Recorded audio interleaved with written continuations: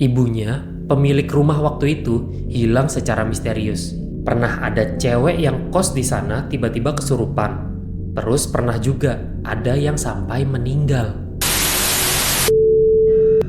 Halo teman-teman, selamat datang di Rumah Kosong, episode ke-8.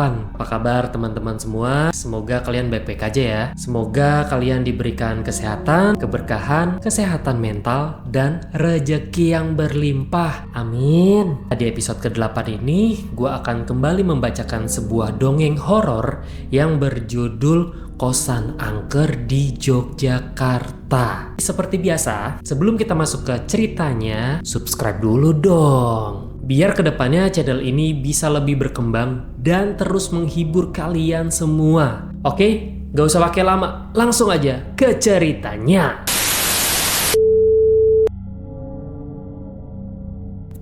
Kota Yogyakarta selalu punya sisi yang ramah. Tapi tidak semua tempat di kota ini menyambutmu dengan senyuman. Tahun 2018, aku pernah kos di daerah Pogung, dekat kampus besar dan ternama di Yogyakarta. Kosan tua, murah, dan sepi. Tapi setelah 2 minggu tinggal di sana, aku sadar, bukan cuma aku yang tinggal di kamar itu. Perkenalkan, aku Tama, mahasiswa perantauan dari Kalimantan. Waktu itu aku dapat info kos dari grup Facebook. Harganya murah, lokasi strategis. Kosan ini bentuknya rumah limasan tua, dimodifikasi jadi 7 kamar.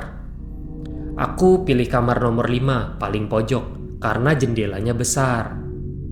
Bu Sri, pemilik kos ini, orangnya pendiam, tapi dia bilang satu hal ini sebelum menyerahkan kunci. Kalau dengar suara air keran tengah malam, cuekin aja ya mas. Aku pikir cuma kebocoran pipa. Ternyata itu peringatan. Malam pertama lancar.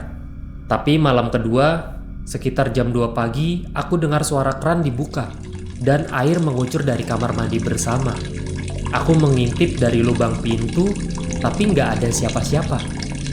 Aku ingat pesan ibu kos. Ya sudahlah, aku cuekin aja. Di hari keempat, aku mulai dengar suara tangisan pelan dari kamar nomor 3. Tapi saat aku tanya teman kosku, kamar nomor 3 sudah lama kosong mas, kata Dimas, teman kosku dari kamar nomor 1. Malam kelima, aku bermimpi. Dan di mimpiku itu, aku melihat perempuan rambut panjang berdiri di depan cermin kamar mandi. Tangannya menutup wajah, tubuhnya gemetar. Saat aku mendekat, dia menoleh. Mukanya menyeramkan. Matanya bolong, mulutnya lebar sampai ke telinga. Untung aku langsung terbangun, tapi sialnya aku malah dikejutkan dengan suara langkah kaki di atas plafon. Padahal rumah ini tuh cuma 1 lantai. Karena masih ngantuk, aku anggap saja itu suara tikus yang mondar-mandir. Dan aku melanjutkan tidurku. Besoknya aku cerita ke Bu Sri. Dia diam sesaat, lalu berbicara pelan. Mas, yang tidur di kamar 5 sebelum sampean juga pernah mimpi yang sama seperti itu. Dan 2 hari kemudian dia nggak bangun lagi. Aku penasaran dan memutuskan untuk bertanya ke warga sekitar kosanku. Ternyata kosan ini dulunya rumah keluarga. Dan kamar nomor 5 dulunya adalah kamar anak perempuan si pemilik rumah. Namanya Raras. Dia mengakhiri hidupnya di kamar mandi karena dipaksa menikah.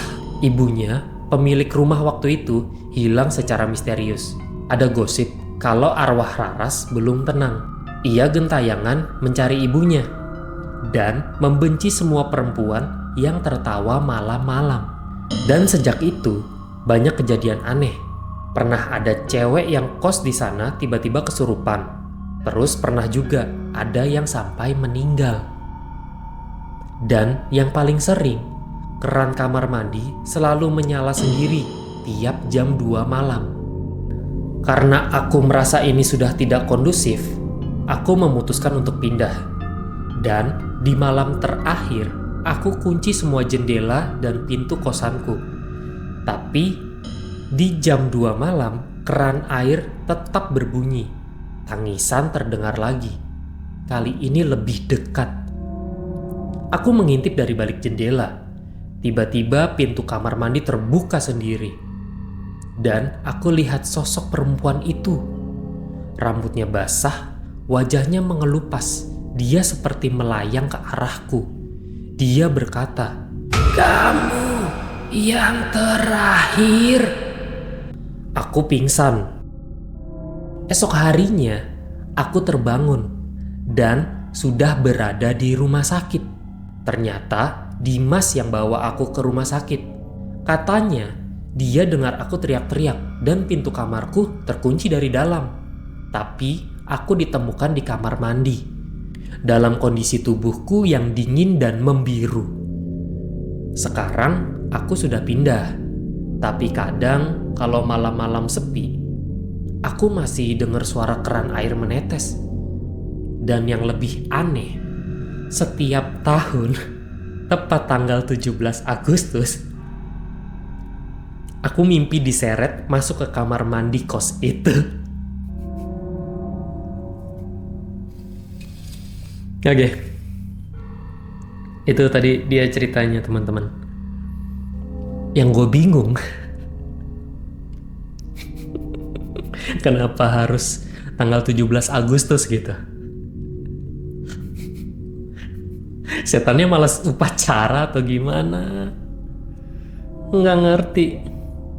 Aneh. Tapi ya, gue ada satu cerita sih. Di Pogung ini, itu tuh emang sedikit creepy gitu kalau menurut gue sih. Karena almarhum pade gue pernah punya rumah di sana.